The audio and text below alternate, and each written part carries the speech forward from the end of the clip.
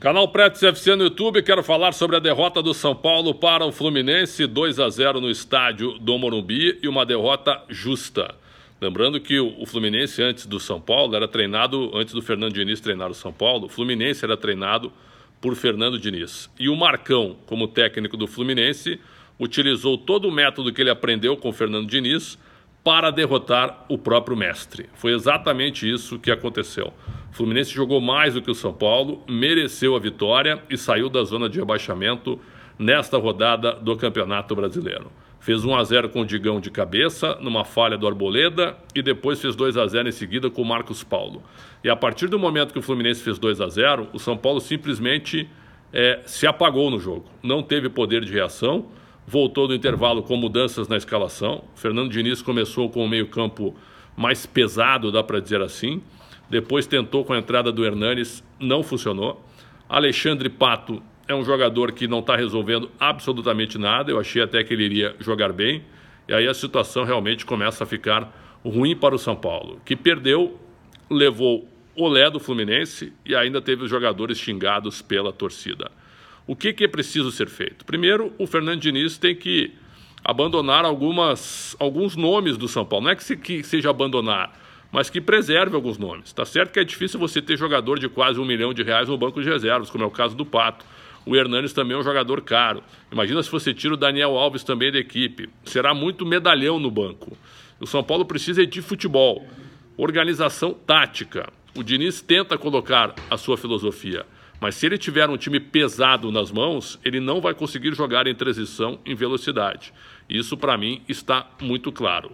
Porque com o elenco que o São Paulo tem para jogar da forma que o Diniz quer, acho difícil. Agora, o treinador, na minha opinião, é o menos culpado por essa situação. Cadê o Raí, que não se manifesta, não aparece, não cobra os atletas, pelo menos é o que a gente vê, que a gente sente também. O Raí precisa se manifestar. Conselheiros estão pedindo a saída dele e também do Alexandre Pássaro. Mas por quê? Quando as coisas não acontecem seguidamente, óbvio que estoura na conta do presidente e dos seus executivos.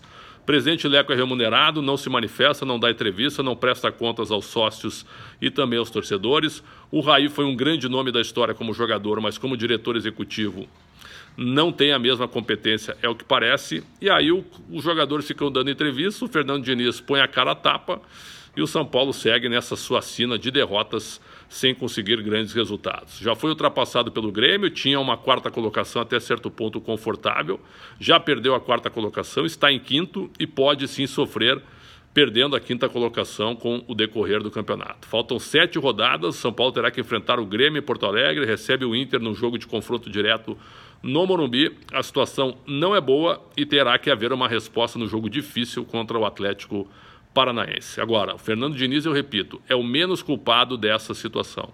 E o Raí deveria vir a público e prestar esclarecimentos a todo momento, dando entrevistas, dando satisfação à torcida.